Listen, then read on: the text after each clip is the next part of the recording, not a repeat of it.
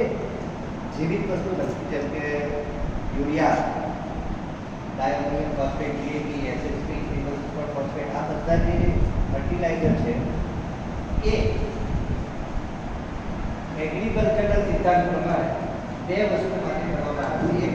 એક છોડને ખોરાક આપે, છોડને ખોરાક આપે, અને જો કોઈ છોડને તકલીફ કરે એવું કોઈ જીવાત હોય તો એનો નષ્ટ. આ વસ્તુ એગ્રીકલ્ચરે આપણે ફાર્મર કોમ્યુનિટી અને આખા સિસ્ટમમાં આ જ વસ્તુ ત્યાંથી કહેવામાં આવે છે. માટે આપણે બે વસ્તુ ઉપર કામ કરીએ છીએ, ખાતર અને પેસ્ટિસાઇડ.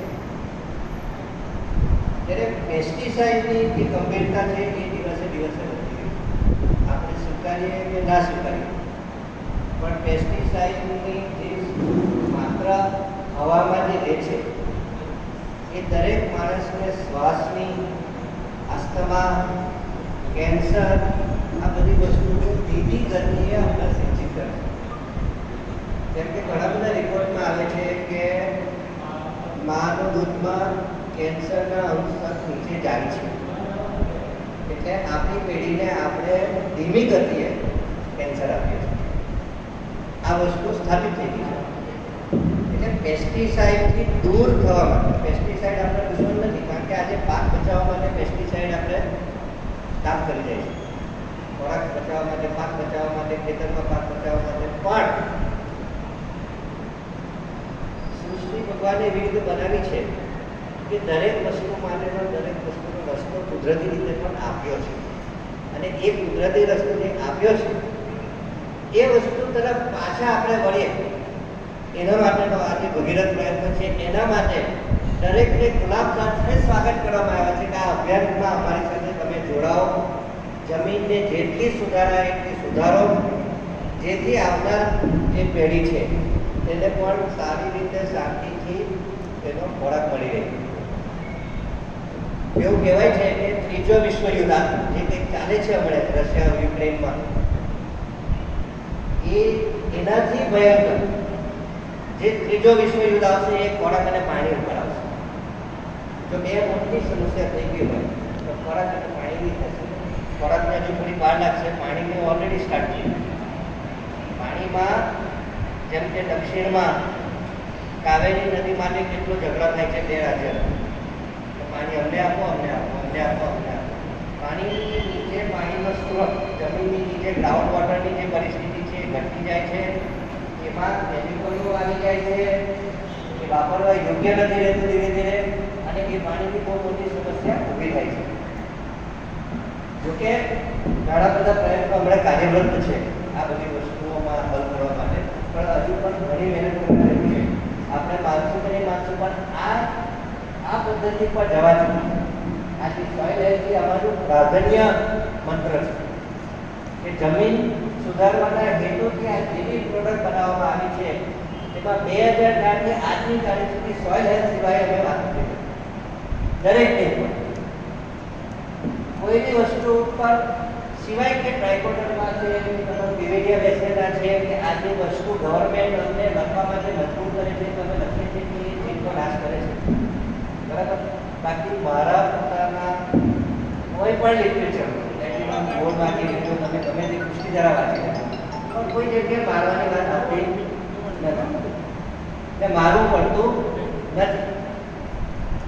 કારણ કે એક આખી સિસ્ટમ બનાવેલી છે મિત્રો. એક વિરોધી હોય તો એ કંઈક વસ્તુનો આહાર કરે છે, એ બીજે કોઈક વસ્તુનો આહાર કરે છે, કુદરતે ગોઠવેલી ચેન છે. એટલે કોઈ બી જીવાતનો ત્રાસ આવતો હોય કોઈ બી જગ્યાએ, કોઈ અતિશય પ્રમાણમાં આવતો હોય તો સમજી જવાનું કે એ જે વસ્તુ છે એને આરોગવા માટે કોઈ વસ્તુ બાકી રહેલી નથી, ટેમ્પરરી નષ્ટ થઈ ગઈ છે, બરાબર. કારણ કે પેસ્ટિસાઇડ દરેક વસ્તુનો નષ્ટ કરે છે, કે કઈ વસ્તુ કેટલી નષ્ટ થાય છે આપણને ખબર નથી, પણ એના લીધે ઇમ્બેલેન્સ ઊભું થાય છે, બેલેન્સ ખોરવાઈ જાય છે. એટલે કોઈ પણ એક જીવાત એક સંખ્યામાં વધી જાય છે. જેમ કે કર્ણાટકમાં ડાંગરમાં બ્રાઉન પ્લાન્ટ હોપર, BHP એનું નામ છે, બ્રાઉન પ્લાન્ટ હોપર આવે છે, અને એનું અમુક ટેમ્પરેચર અમુક કન્ડિશન આવે ને એ વખતે એટલા ભયંકર ક્વોન્ટિટીમાં આવી જાય છે કે છોડને 20 દિવસમાં ઉપરથી નીચે સૂકી દે છે. 20 દિવસમાં એ છોડ નષ્ટ પામી જાય છે. એટલો એ અંદર છોડ ઉપર આવીને અંદર વાયરસ દાખલ કરી દે અને એ વાયરસને પછી નષ્ટ કરવાની કોઈ દવા રહેતી નથી. એટલે એ પાકને જતન કરવો પડે. આ બ્રાઉન પ્લાન્ટ હોપરનું અમારી પાસે પ્રશ્ન એ જ આવે કે બ્રાઉન પ્લાન્ટ હોપર ઓર્ગેનિકમાં કઈ વસ્તુ છે કે મારી પાસે ઓર્ગેનિક તો સીધા ખાવાનું છે જ. આ પ્રશ્નો અમારી પાસે આવે તો અમારે મૂંઝવવું પડે. તમે અમને રસ્તો તમને બતાવીએ કે તમારે ભાડું બી ના પડે ને આ વસ્તુ સારી રીતે તમારો વિકાસ કરી શકે. એ જ કામથી ગંગાવતીમાં ત્યાં અમે પ્લોટ બનાવ્યા. ગવર્મેન્ટની ત્યાંની જે યુનિવર્સિટી છે એ લોકો સાથે અમે પ્લોટ બનાવ્યો કે ભાઈ આ વસ્તુ તમે એની જગ્યાએ આ વસ્તુ આપો. અમારા પ્લોટના જે ડેટા છે તે આગળ જે સ્લાઇડ આવશે ત્યારે તમને સમજાવીશું કે એમાં ડેટા શું આવે છે અને કેવી રીતે આવે છે. એટલે પહેલું લક્ષ્ય છે સોઇલ હેલ્થ. હવે સોઇલ હેલ્થ હું એકદમ સરળ ભાષામાં જો તમને કહું તો N, P અને K આ ત્રણ વસ્તુને ધીરે ધીરે દૂર જવાનું અને કાર્બનની ચિંતા વધારે કરવાની. કાર્બન એટલે ઓર્ગેનિક કાર્બન. ઓર્ગેનિક કાર્બન આપણને શેમાંથી મળે? ઓર્ગેનિક કાર્બન માટે આપણે શું નાખીએ? સેન્દ્રીય ખાતર, દેશી ખાતર. નાખતા છો કોઈ પણ સેન્દ્રીય ખાતર, સેન્દ્રીય ખાતર, દેશી ખાતર, કોમ્પોસ્ટ. ઝાડને સડાવીને આપણે જે કોમ્પોસ્ટ તૈયાર કરીએ આ બહુ ઉત્તમ અને આ રાઈટ ટાઈમ. આ ઉનાળાના સમયમાં એનો સદુપયોગ કરી જે કંઈ છાણ મળતું હોય આપણને આજુબાજુથી એ છાણનો ડેવલપ કરીને 1, 2, 3, 4 ટન જેટલું સરસ રીતે કોરાઈને એને તમે તૈયાર કરી દો એ તમારા સોઇલ હેલ્થનો પાયો બની જશે. સોઇલ હેલ્થનો મોટો પાયો બની જશે. કારણ કે આ ઓર્ગેનિક કાર્બન અને જીવાણુ આ બે જ્યારે કામ કરે છે ત્યારે એમાં એક નાના છિદ્રો બને.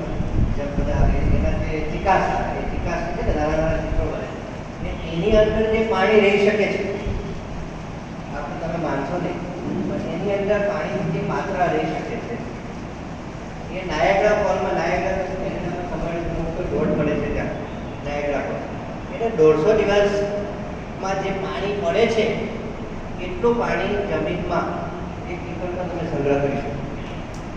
તમે કદાચ માનશો નહીં કારણ કે આ થોડું રૂપાંતર થતાં થોડો સમય લાગે જમીનમાં. પણ એ જ જમીનમાં એટલું બધું પાણીનું સિંચાઈ થઈ જાય ને નાના ટીપા એકદમ નાના ટીપામાં અંદર સિંચિત થાય અને એ ડ્રીપ ઇરિગેશનથી પણ આગળ વધી જાય એટલી માત્રામાં ધીરી ગતિએ છોડને પાણી આપી શકે છે. અમારે કેટલીય વખત જેને અમારે પ્રશ્નો કરવા આવે ને ખેડૂતો ત્યારે અમે કેટલી વખત કહીએ છીએ કે પાણીની ગતિ ઓછી, આટલું બધું પાણીની જરૂર નથી, અતિશય પાણીની જરૂર નથી, ભેજની જરૂર છે એ ભેજને મેન્ટેન કરવા માટે સારી જમીનની જરૂર છે.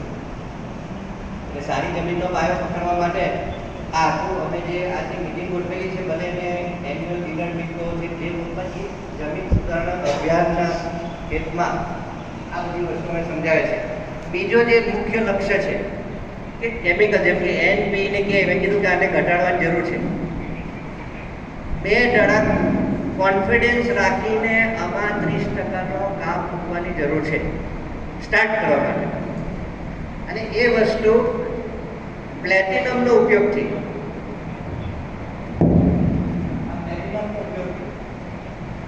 આ વસ્તુ શક્ય બને છે. એવા 4 યુનિવર્સિટીના રિઝલ્ટ લીધા છે. 4 યુનિવર્સિટી રિઝલ્ટે એક સરખું આનું ઓપિનિયન આપ્યું છે કે પ્લેટિનમને યુનિવર્સિટીના રિઝલ્ટમાં 40% કાપવાની વાત કરું છું, હું 30% કહું છું. કારણ કે પછી છે ને તે ખેડૂત ભાગી જાય છે એટલે 30% કહું છું, કંઈ 40%. એક મારા સંબંધમાં જ હતા, એમણે કીધું તમે કે એમ કરું છું કાંઈ વાત તમે 5 કિલો યુરિયા નાખો, 5 કિલો યુરિયા નાખજો ને આટલું ધરામૂળ નાખજો, આટલું પ્લેટિનમ નાખજો, સુઈ જજો. કોઈ ભાઈને ઊંઘ નહીં આવે. મને રાતે 2 વાગે ઉઠાડી દે કે સાહેબ 5 કિલો તમે નખાવું છે, મારું શું થશે? 5 કિલો ડૉક્ટર જે મને ચિંતા થાય છે તો મને મેં આવતી હોય તો બીજા 5 કિલો નાખી દે, હું 30% કાપવાનું. 30% કેમ કે પ્લાન્ટનો યોગ્ય વિકાસ માટે કાર્બન અને નાઇટ્રોજન, કાર્બનની માત્રા અને નાઇટ્રોજનની માત્રા એ 20:1 હોય ત્યારે યોગ્ય માત્રામાં એનો વિકાસ થાય. કાર્બન કેટલું હોવું જોઈએ? 20 ગણું નાઇટ્રોજન કરતા હોય. આપણે 46% નાઇટ્રોજન નાખીએ છીએ ને આપણે પૂરતા પ્રમાણમાં કમ્પોસ્ટ નાખતા નથી. તો કાર્બન અને નાઇટ્રોજનનો રેશિયો આપણો મોટો જ રહે છે. 20:1, 12 થી 20, 15, 20:1 હોય ને ત્યારે મૂળના વિકાસ બહુ જ સારી રીતે થઈ શકે છે. એની માટે કાર્બનનો એ પર્સન્ટેજ હોવું જોઈએ અને એ પર્સન્ટેજ આપણે નથી, કારણ કે આપણે યુરિયા નાખીએ છીએ એટલે નાઇટ્રોજન ભયંકર રીતે વધી જાય છે. ડીએપી નાખીએ છીએ એટલે થોડું નાઇટ્રોજન ફરી આવે છે, બરાબર? એટલે આ રેશિયો છે ને આપણો ડિસ્ટર્બ રહે છે ને એના કારણે આપણને જે બીક લાગે છે એ ત્યાગવાની જરૂર છે થોડી. આપણે જો 30% નાઇટ્રોજન ડાઉન કરીને થોડુંક સારું સેન્દ્રિય ખાતર, થોડુંક કોમ્પોસ્ટ જાતે બનાવીને સારું કોમ્પોસ્ટ 1 ટન 1 એકર પહોંચે એટલું તમે બનાવો ને એની સાથે યુરિયા થોડુંક ઉતારીને તમે જુઓ એક વખત, તો તમારો છોડનો વિકાસ વધુ સારો, વધુ બળવર અને વધુ લીલાશપણું તમને દેખાશે. પણ આ પ્રયોગ તમારે જાતે કરવો પડે. આમાં છેલ્લા 5 વર્ષથી અમે બહુ સારી રીતે વેપારી મિત્રોને કન્વિન્સ કરી શક્યા છે કે તમે ખેડૂતોને આ ટેવ પાડો કે 30% ખાતર કાપી અને પ્લેટિનમમાં એની અંદર જ મેળવીને તમે આપી દો એટલે એને 1 એકર સુધી પહોંચાડવાની તકલીફ ના પડે. 500 ગ્રામ ખાતર સાથે કેમ ભેગા એ આપણે આગળ લઈશું આપો એ વસ્તુ, પણ એ એક સુવિધા માટે અમે ખાસ કરીને આ ટેકનોલોજી એટલા માટે ડેવલપ કરી હોય કે ફરી એને નાખવું કેવી રીતે 500 ગ્રામ અને એને મૂળ સુધી પહોંચાડવું કેવી રીતે. એટલે જો બે મુખ્ય અમારા જો આમાં ધ્યેય હોય તો જમીન સુધારવા માટે ઓર્ગેનિક કાર્બનનો વધારો કેવી રીતે કરવો અને ખાતર કાપવા માટે કઈ વસ્તુનો ઉપયોગ કરી શકવો, એ આ 2 વસ્તુ મુખ્ય. આ પેસ્ટિસાઇડને ઘટાડવાનું કોઈને ડાયરેક્ટ કહેવા નથી માંગતું, પણ એની જરૂર નહીં હોય તો ઓટોમેટિક ઘટશે. એની જરૂર નહીં હોય, પ્લાન્ટ તંદુરસ્ત હોય, એની ઉપર કોઈ તકલીફ ના આવતી હોય તો પછી પ્રશ્ન રહેતો જ નથી. એટલે મારી પેસ્ટિસાઇડ સાથે કોઈ લડાઈ નથી. એ યોગ્ય માત્રામાં ઇમરજન્સીમાં જે વસ્તુ વાપરવા યોગ્ય હોય એ વાપરવી, પણ પુષ્ટિધરાક જે પ્રોડક્ટ છે એમાં એવા ગુણ છે કે જે તમે જરૂર ના હોય તે પહેલાં, જરૂર એટલે કે કોઈ ઉપદ્રવ આવવાની શક્યતા હોય, વાતાવરણ પલટાયું હોય, કોઈ જીવાત આવવાની શક્યતા હોય, વરસાદ એકદમ પડ્યો હોય, આ બધી વસ્તુ આપણને ખબર પડી જાય. આપણને એક ચીક આવે તો સમજી જવાનું કે કંઈક પ્રોબ્લેમ આવે છે વાતાવરણ. તો અગમચેતીથી જો આ વસ્તુઓ તમે વાપરો તો તમે ઘણે અંશ સુધી એ છોડને સુરક્ષિત રાખી શકશો. એ પ્રેક્ટિસ છે.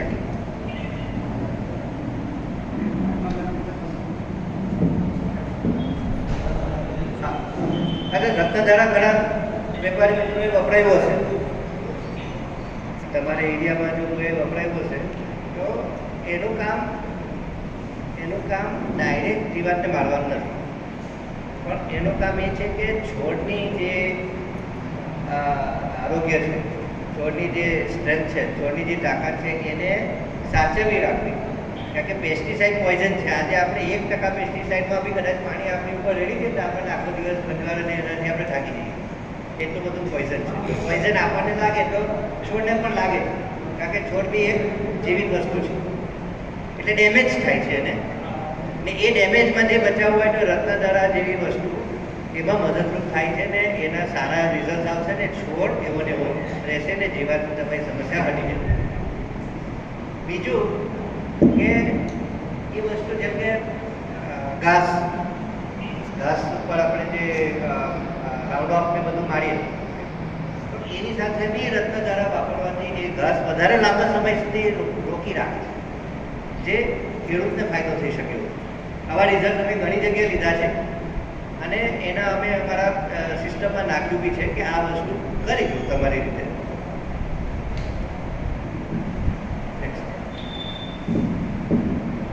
આ જે આગળ મેં વાત કરી કે કૃષિ જીવન અમૃત કેમ કે અમારો ધ્યેય પ્રોડક્ટ સાથે ઓછો છે અને અભિયાન સાથે વધારે છે. અહીંયા જે યુનાઇટેડ નેશન્સે વાત કરી છે તે વસ્તુ પાછળ રાખી કે 60% પોપ્યુલેશન એટલે કે 3 બિલિયન પોપ્યુલેશન 300 કરોડ જેટલા જે 3 કરોડ જેટલા થશે ભવિષ્ય, એને કરવા માટે આજથી આપણે શું કરવું જોઈએ. અને આજે હું એકલો નહીં પણ આજે આખા દેશમાં હવે આ વસ્તુની ચર્ચા થવા લાગી છે. ઘણા બધાએ તમે સાંભળ્યું છે સેવ સોઇલ કરીને પણ એક સંસ્થા છે, તે ગામે ગામે જઈને આ વસ્તુની આજે ચર્ચા કરે છે. એ સદગુરુ થકી એ આખું વસ્તુ ચાલુ થઈ છે એનું અભિયાન. ખાલી ઇન્ડિયામાં નહીં, આખા વર્લ્ડમાં ચાલુ થઈ ગયું છે. અને તમને બહુ ટૂંકા સમયમાં કદાચ અહીંયા આવતા દેખાશે કે સેવ સોઇલ જમીન કેમ બચાવવી જોઈએ અને કેમ બગડી રહી છે એના ઉપર ઘણું બધું આજે ચર્ચા ચાલુ થઈ ગઈ છે.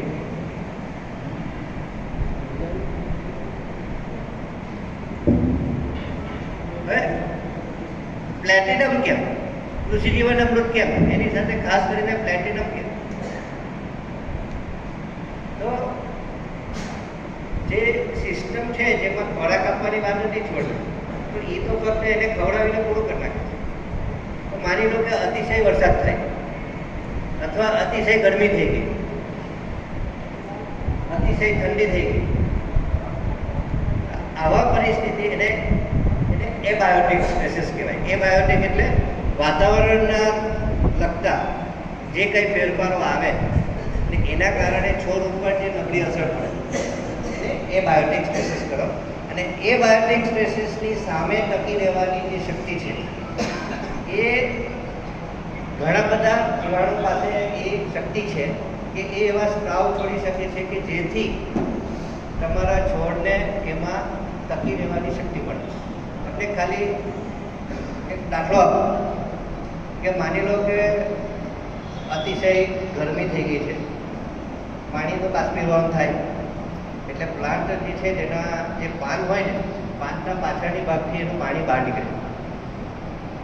તો આ પાણી જો વધારે ને વધારે બહાર નીકળી જાય તો એ આખો છોડ સુકાઈ જાય. તો તે વખતે આ જે પ્લેટિનમના બેક્ટેરિયા છે ને એ નીચે એ આ જે અવાજ થાય છે પ્લાન્ટને પાણીની અંદર ગરમી લાગતી હોય એવી બોલે પણ આપણને સંભળાય નહીં.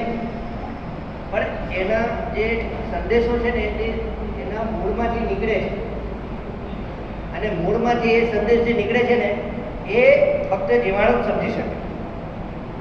એટલે જીવાણુને મેસેજ આવે કે ભાઈ આને મને ગરમી લાગે છે, મારે બચવા માટે શું કરવું? તો જીવાણુ એને મેસેજ મોકલે છે કે ભાઈ તારે પાણી બચાવવું જોઈએ.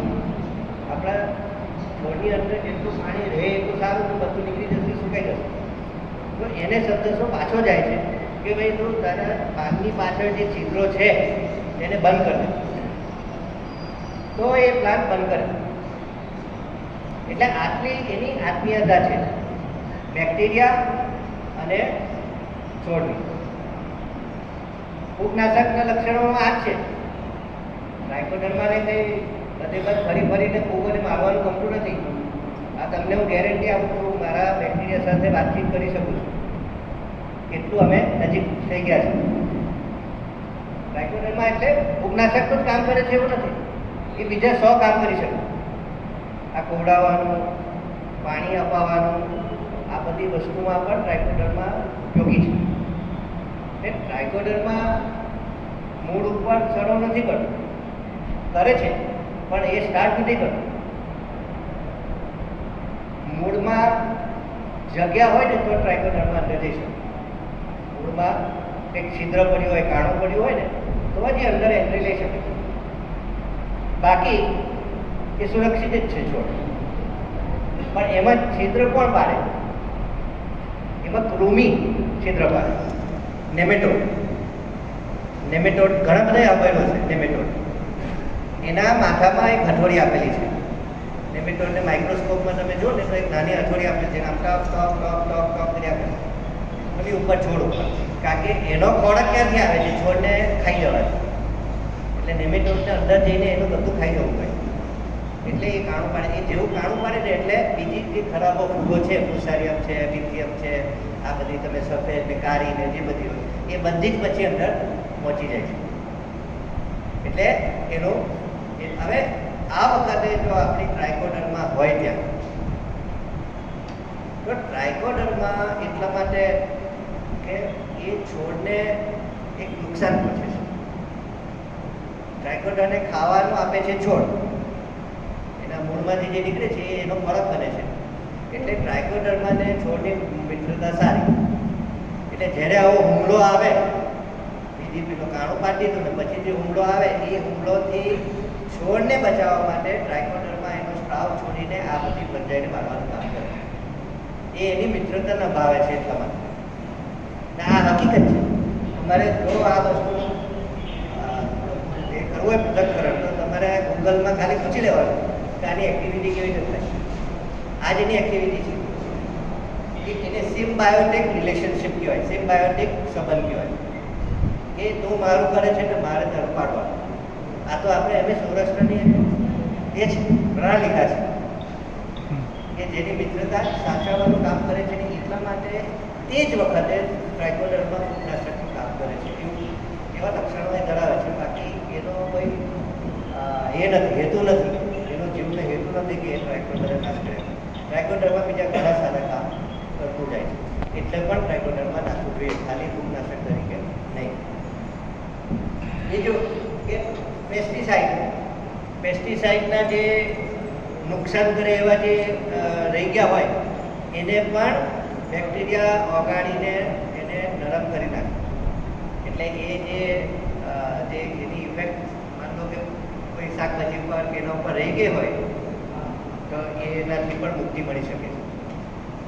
એટલે પેસ્ટિસાઇડની સાઈડ ઇફેક્ટને દૂર કરવાનું કામ પણ કરી શકે છે. આ બધું પ્લેટિનમ ને ગોલ્ડ આની વાત છે. હવે આની છોડની અવસ્થા જે છે એ આપણી અવસ્થા પ્રમાણે ચાલતું હોય છે. પહેલાં તમે વાવણી કરો અને 25 દિવસ સુધીનો જે ગાળો છે એ એનો જર્મિનેશન જે લઈને 5 પાનનો થાય એનો એ સમય છે, બાળ સમય છે. અને એ વખતે એને જે તે વસ્તુની જે જરૂર પડે એ વસ્તુ ડાયમંડમાં આપવામાં આવેલી છે. એ ગમે તે એ સમયમાં તમે વાવણી વખતે આપો કે પછી વચ્ચેના ભાગમાં એના પર છંટકાવ આપો, પણ ડાયમંડમાં એવા તત્વો આવે છે કે જે જર્મિનેશન અને ઇનિશિયલ ગ્રોથ માટેની એને મદદરૂપ થાય એવી વસ્તુ હોય. એટલે લો ઇન્ટેન્સિટી, બરાબર, એકદમ ધીરી ગતિની પ્રોડક્ટ હોય કે જે એના છોડ ઉપર કામ કરી શકે. ત્યાર પછી ગ્રોથ ફેઝ આવે. સૌથી અગત્યનો જો સમય હોય એ 25 દિવસનો ગાળો. 25 દિવસે પ્લાન્ટ ગ્રોથ ફેઝમાં જતું હોય અને મોટા ભાગે લોકો યુરિયા આપવાનું પસંદ 25મા દિવસની આજુબાજુ કરતા હોય કારણ કે એને વેગ આપે છે ગ્રોથમાં. એ જ સમય એવો છે કે જ્યારે અવસ્થા બદલાતી હોય ને, એક બારથી નેક્સ્ટ અવસ્થામાં જતી હોય, ગ્રોથના અવસ્થામાં જતી હોય, તે વખતે હાર્મોન્સનું બધું કામ ચાલતું હોય પ્લાન્ટની અંદર. અને એ જ વખતે બાયોનું પ્રોડક્ટ આપવામાં આવે તો એ હાર્મોનની એક્ટિવિટીમાં વેગ મળે છે. એટલે ગ્રોથની તૈયારી ચાલતી હોય ને, ગ્રોથની તૈયારી વધારે વેગ પકડે છે. ફ્લાવરિંગની તૈયારી ચાલતી હોય ને, ફ્લાવરિંગ વધારે વેગ પકડે છે. એટલે સારામાં સારો સમય બાયો પ્રોડક્ટ નાખવાનો એ છોડની અવસ્થા પ્રમાણે નક્કી કરતો. એની ડોઝ પેટર્ન ના માત્ર, કારણ કે ડોઝ પેટર્ન વસ્તુ ચિહ્નો ઉપર જતું હોય કે એને આટલી ભૂખ છે તો આ ખવડાવો. તમારે તો સોઇલને ખવડાવવાનું છે અને જીવાત કયું છે તો એને મારવા માટે આ વાપરો. આ ડોઝ પેટર્નમાં આવે. અહીંયા 25મા દિવસે પુષ્ટિધરા કે હરિધરા કે બેબેરિયા બેસિયાના આ તમારે જે નાખવું હોય ને તો આ યોગ્ય સમય છે નાખવા માટે. કારણ કે ફૂગને સ્થાપિત થતાં વાર લાગે. ફૂગને સ્થાપિત થતાં 7 થી 10 દિવસ લાગી શકે. તમે નાખો તરત તમને રિઝલ્ટ આપી દેશે એ થતું નથી. કોઈ બી એને એના સ્પોર્સ હોય ને સ્પોર્સ પાછા ચાલુ થઈને એના ઉપર આખું ફેલાઈ જાય એની માટેની જો તમારે સારામાં સારું રિઝલ્ટ લેવું હોય તો ટ્રાયકોડર્માને વાવણી વખતે અને 25મા દિવસે આ ગાળા પર પકડો અને એ વખતે એને વિકાસ થવાનો સમય મળે એટલે એ તમને એનો તમે છંટકાવ કરો કે એને તમે નીચે જમીનમાં આપો તો એનું યોગ્ય કામ તમને સારું દેખાશે.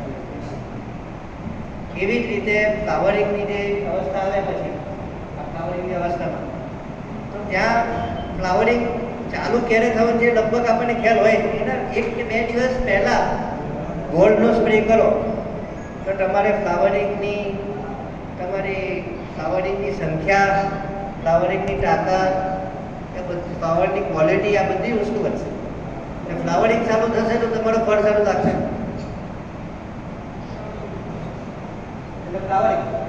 ફ્લાવરિંગ પછી ફ્રૂટિંગ. ફ્રૂટિંગના બી જે ફ્રૂટિંગ ચાલુ થવાની અવસ્થા હોય ને તે વખતે તમે ગોળ કે કઈ વસ્તુ છાંટશો ને તો આ વસ્તુની ગતિ, એની માત્રા, એની ક્વોલિટી આ બધી વસ્તુઓ વધારશે. એટલે આ બેક્ટેરિયા દરેક સ્ટેજમાં જે અવસ્થા હોય તે પ્રમાણે એને મદદરૂપ થશે. એટલે એની ડોઝ પેટર્ન તમારે એની અવસ્થા પ્રમાણે યાદ રાખીને જો તમે કરશો. આ થોડો તમને પેલી જે તમને પેમ્પલેટ આપવામાં આવે છે કે લિક્વિડ જે અત્યારે હાઇલાઇટ કરેલી છે એ નોર્મલ સેલ્સ આ રીતના હોય છે. કોઈ લંબગોળ હોય છે, કોઈ ગોળો હોય છે, ફંગસના ફિલામેન્ટસ સેલ હોય છે, એ બધા રેશા જેવા હોય છે, બરાબર. આ બધા સેલ નોર્મલી આપણી જમીનમાં અત્યારે બહુ જ ઓછા થઈ ગયા છે. એનું મુખ્ય કારણ અત્યારે જે ઇન્ડસ્ટ્રીયલાઇઝેશન જે થઈ ગયું છે એગ્રીકલ્ચરમાં, બેફામ રીતે આપણે યુરિયા, ડીએપી, નાઇટ્રોજનના કોઈ બી ફર્ટિલાઇઝર, ફોસ્ફરસના કોઈ બી સોર્સ કે પોટાશની કંઈ વાત લો, બરાબર ને. ઉપરથી અત્યારે આપણે ડિઝીઝ વધારે આ બધા વસ્તુના લીધે. એટલે શું થયું, આપણે ફંજીસાઇડ વાપરી કે કોઈ બેક્ટેરિયાસાઇડ વાપરી, એનાથી નુકસાન શું થયું કે સારા અંદર બેક્ટેરિયા કુદરતી આપેલા હતા જ, બરાબર ને, પણ એની સંખ્યા પણ પેથોજન્સ સાથે ઓછી થઈ ગઈ. અને આ બહુ દુઃખની વાત કહેવાય, જેના લીધે ઓવરઓલ જે સોઇલની ફળદ્રુપતા હતી ને એ બી રિડક્શન થઈ. આ રિડક્શનને જો હવે આ સ્ટેજે આ એકદમ રાઈટ સ્ટેજ છે અને આ સ્ટેજ પર આપણે જો એને ભરપાઈ કરવી હોય તો એક સિમ્પલ વસ્તુ છે જે આપણે વાપરીએ છીએ, જે કેમિકલ સબસ્ટન્સ કે પેસ્ટિસાઇડ વાપરીએ છીએ એનો વપરાશ ક્રમશઃ, હું એમ નથી કહેતો કે બંધ જ કરી દેવું જોઈએ, બરાબર ને, ક્રમશઃ એનો ઉપયોગ ઘટાડી અને થોડું બેક્ટેરિયામાં, થોડું ઓર્ગેનિકમાં, થોડું બાયોલોજિકલમાં અને થોડું નેચરલમાં એટલે કમ્પોસ્ટ તો બધા જાણે છે કે જે કાર્બન રિચ સબસ્ટન્સ છે, બરાબર. તો આ બધામાં આપણે થોડું ઇન્વોલ્વ થઈને ક્રમશઃ એક જે ખેતી છે એને એક સુસંગત ખેતી તરફ વધીએ અને આગળ લઈ જઈએ તો જ હવે આગળ કંઈક ખેતીમાં ભવિષ્ય છે.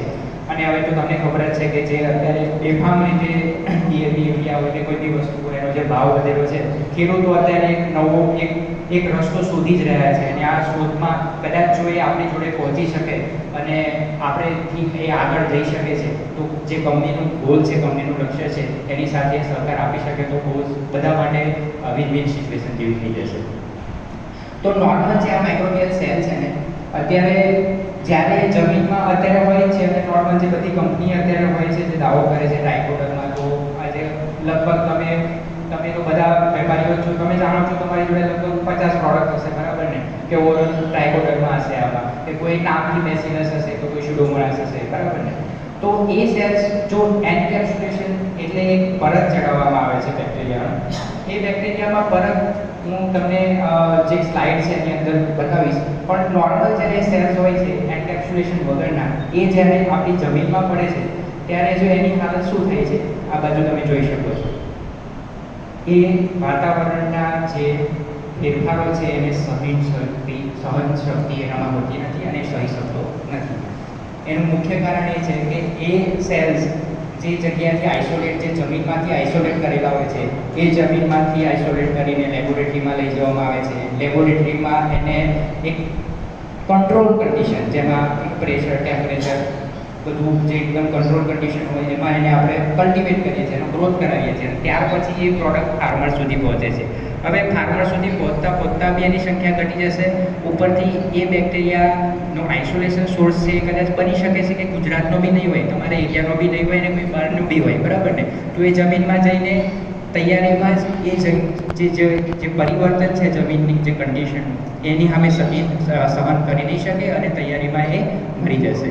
એનું મુખ્ય કારણ એ છે કે એની આજુબાજુ કોઈ આવરણ હોતું નથી. કે જે એને આ જે પીએચ છે, સલાઇન કન્ડિશન છે સોઇલની, પછી જે ટેમ્પરેચર છે, આ બધા બદલતા જે બધા કન્ડિશન્સ છે એની સામે ટકી શકે.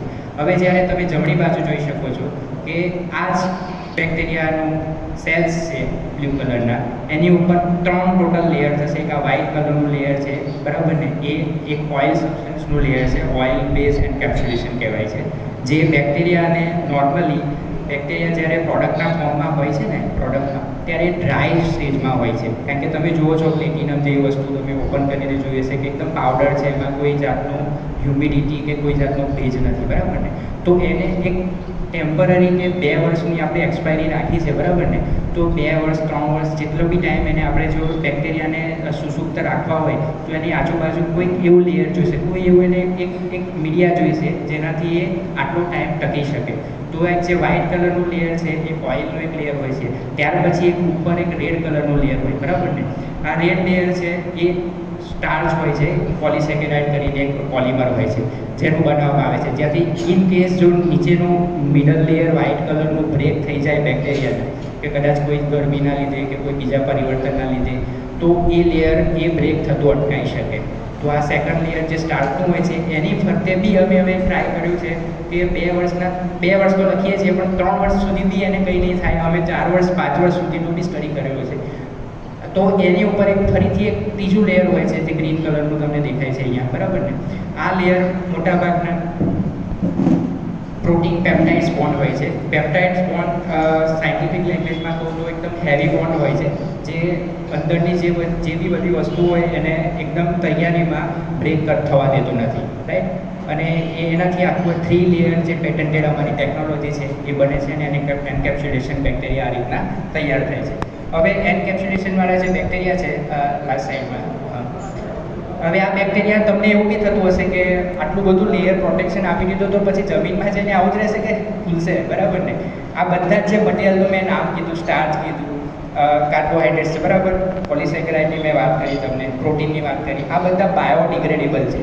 આ બધા સબસ્ટન્સ ફાર્માસ્યુટિકલ ઇન્ડસ્ટ્રીમાં મેરુ કાકાએ જેમ વાત કરી વર્ષોથી થતા આવે છે, અને આના લીધે જ આપણે જે કેપ્સ્યુલ ફોર્મ નોર્મલી આપણે કરીએ છીએ, બરાબર ને, તો એનાથી આપણને પ્રોટેક્શન મળે છે. આ જ ટેકનોલોજી, એડવાન્સ ટેકનોલોજી અમે ડેવલપ કરી છે જે એગ્રીકલ્ચરમાં અત્યારે તૈયાર છે. અને અમે ખાલી મતલબ પ્રાઉડથી કહી શકીએ છીએ કે એકમાત્ર એવી કંપની છે કે જે દાવા સાથે, અને દાવા તો બધા જ કરે છે આજકાલ, પણ પરિણામો સાથે અમે અત્યારે છીએ, બરાબર ને. આ ટેકનોલોજી છે. તો મેઇનલી નેક્સ્ટ સ્લાઇડની વાત, હવે એ પ્રોડક્ટ્સની બધી વાત કરું તમને, તો આ ટોટલ રેન્જ ઓફ પ્રોડક્ટ્સ છે. આ બધી જ પ્રોડક્ટ્સમાં આ રીતના મલ્ટીલેયર એન્કેપ્સ્યુલેશન ટેકનોલોજીનો ઉપયોગ કરેલો છે. ઉપરથી એક કરતાં વધારે બેક્ટેરિયા, જેમ કે પ્લેટિનમ છે, પ્લેટિનમનો ઉદ્દેશ એ કંપનીનો ઉદ્દેશ છે. પ્લેટિનમ એ સોઇલ હેલ્થ માટે કામ કરે છે. હવે 1 ગ્રામ નોર્મલ સોઇલ જે અત્યારે ફળદ્રુપ કોઈ જગ્યાએ હોય અને તમને લાગે કે આ માટી બહુ જ સરસ છે, તો 1 ગ્રામ સોઇલ તમે લઈને લેબોરેટરીમાં એનાલિસિસ કરો ને, તો એમાં 1000 અલગ પ્રકારના બેક્ટેરિયા હોય છે.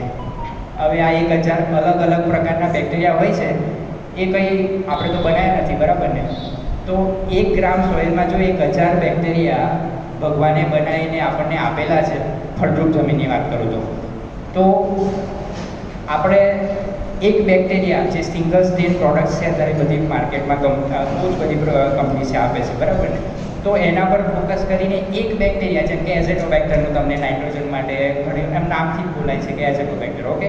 તો એ બેક્ટેરિયા હવે તમે જમીનમાં નાખશો, એક સિંગલ સ્ટેન વિધાઉટ એન્કેપ્સ્યુલેશન છે, પાછું એન્કેપ્સ્યુલેશન બી નથી, અને તમને રિઝલ્ટ મળે છે. તો અત્યારે એઝેટોબેક્ટર બહુ ફેમસ થઈ ગયેલું હોય, અત્યારે કદાચ બધા યુરિયાને બી ભૂલી જ ગયા હોય, બરાબર ને. તો આ વસ્તુ થતી નથી, અને એના એ જ રીઝન છે કે આજે અમે આ જે સિંગલ સ્ટેન પ્રોડક્ટ છે, ટ્રાયકોડર્મા છે, બેવેરિયા બેસિયાના છે, એઝેટો એસિડો કોઈ બી છે, અમે રાખીએ છીએ. ગવર્મેન્ટના રૂલ્સ એન્ડ રેગ્યુલેશન પ્રમાણે અમારી જોડે બધી જ પ્રોડક્ટ્સ છે, પણ અમારા માટે અમારું અલગ બનાવેલું વસ્તુ શું છે એ સૌથી વધારે ઇમ્પોર્ટન્ટ છે. અને એ અલગ બનાવેલી વસ્તુમાં અમે એક કરતાં વધારે ભિન્ન પ્રકારના બેક્ટેરિયા યુઝ કરીએ છીએ, એને કોન્સોર્શિયા કહેવાય છે, અને એના મલ્ટિપલ રોલ્સ હોય છે. અને મેઇનલી આ જે 5 કેટેગરીઝની આપણી ટોટલ પ્રોડક્ટની વાત કરું સોઇલ લાઇનઅપમાં, તો સોઇલ પ્રિપરેશન એટલે સોઇલ હેલ્થ એની વાત કરું તમને, તો પ્લેટિનમ જે તમારે સોઇલની પ્રિપરેશન થાય ત્યારે એમાં આપવી બહુ જરૂરી છે. અને જેનાથી જમીન જો રહેશે તો જ આગળ થઈને એમાં ખેતી થવાની છે, આગળ થઈને જેની અંદર જે બી કામ એગ્રીકલ્ચર રિલેટેડ છે એ થવાનું છે.